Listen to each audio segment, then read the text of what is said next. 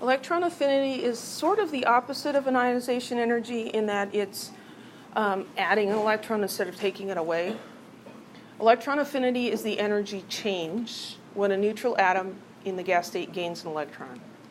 So we can look at a generic element M, adding an electron to give you the -1 anion plus electron affinity. That's the energy change. It's usually negative, meaning exothermic. So you can think of, well, I'm selling an electron to the atom. The atom's gaining an electron, it gives me some money, right? So it's usually exothermic, but sometimes it's not. Sometimes it's endothermic, because that mom says, I don't want another kid. You're going to have to pay me to take this kid. I'm not going to pay you for the child. Some alkaline earth metals and all of the noble gases have positive electron affinities. Why might a noble gas have a positive electron affinity? It already has 8 valence electrons. If you put an extra electron in there, it's going to mess it up, right? That's not a beneficial thing for a noble gas. He is already at his sweet spot. Don't mess me up. He doesn't like to lose an electron either. Alkaline earth metals are close to having a noble gas electron configuration. And if you add another electron, they already have 2 valence electrons. If you add a third, that has to go up into a higher level, and so that's not going to work very well either. So some elements have positive electron affinities. The trends in electron affinity are very irregular. About the only one that we can really have any confidence in is that as you go down group 1A, the electron affinity decreases. Meaning it becomes more positive. It's harder and harder to talk over the train. Yeah. So as we go down group 1A, electron affinity decreases. Other groups don't really show a trend. We have this very general increase across a period, meaning it becomes more negative, more exothermic. And do I have a periodic table? Yeah.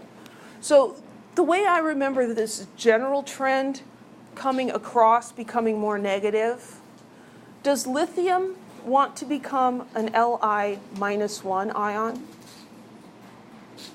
No, it wants to be an Li+1. It wants to lose an electron. What about fluorine? Would fluorine be happy as a -1 ion? Sure, it does that a lot. So adding it's easier to do than it is to say. Adding an electron to fluorine is a common occurrence because we get the fluoride ion forming a lot, right? So this has a larger negative electron affinity. Negative electron affinity means that when you give the electron to the fluorine, energy is released. So this is something that happens easily. If you have a positive electron affinity, like for beryllium, you're going to have to put energy in. You're going to have to force that electron to stick onto the atom. So the more negative, the more spontaneous or more likely it is to happen.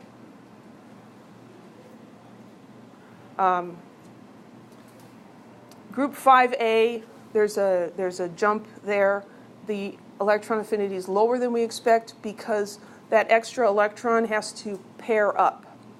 The other ones were getting their own orbital, and now this one has to pair up, and so it's a little more difficult to stick that in there. Groups 2A and 8A have very low electron affinities because adding that electron goes into a higher level, and that's difficult. The highest electron affinity in any period is a halogen.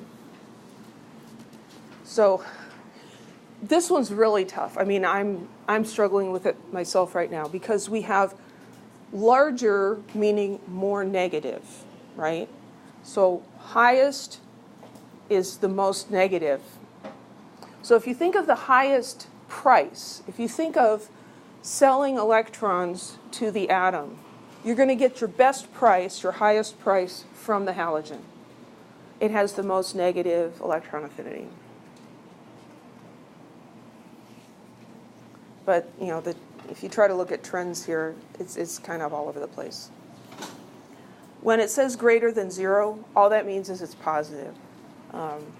We don't really give a number to that. It's kind of hard to measure.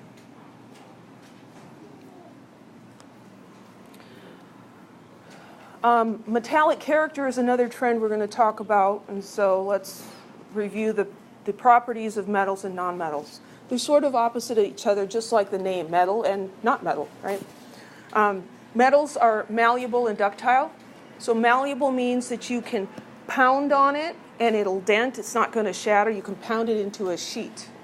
Ductile means you can draw it into a wire. Metals do that, other things not so much.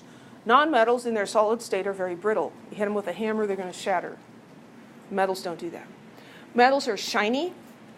They reflect light. Nonmetals are typically dull. The opposite. Metals conduct heat and electricity well. Most nonmetals are electrical and thermal insulators. Opposite. Metals form basic oxides, and they are ionic. Nonmetals are going to form oxides, but most of their oxides are acidic, and they're molecular, not ionic. Metals form cations, nonmetals form anions, metals lose electrons, nonmetals gain electrons. So they're just kind of opposite directions. So metallic character is how closely an element's properties match the ideal properties of a metal. We observe that metallic character decreases as you go from left to right across a period. And it increases as you go down a column. If we look at the periodic table, this one's got some pictures and stuff on it. But let's look at period 3. First of all, I'm going to draw that line in, the stair-step line.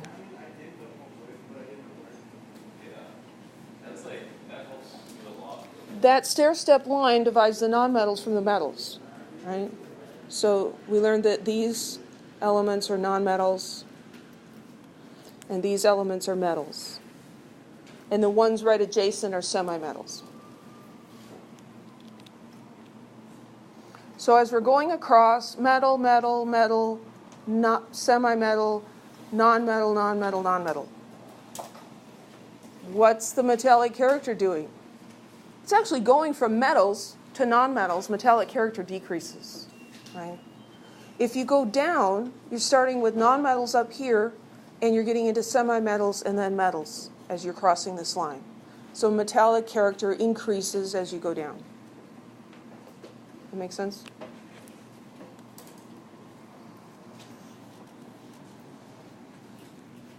And here's another way of looking at it. So as we're going across, metal, metal, metal, metalloid, metalloid, non-metal.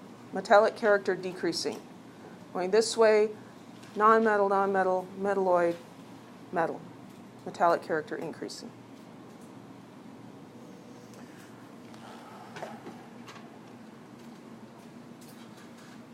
Pick a letter, A through D. C, thank you. We're just going to do C. Let's look at phosphorus or bismuth.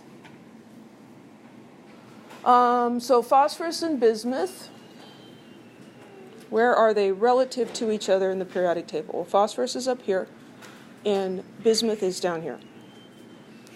Question is, choose the more metallic element. Bismuth.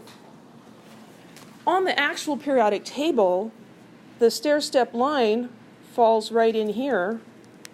Bismuth is a metal. Phosphorus is a non-metal. So, of course, bismuth is more metallic. Okay?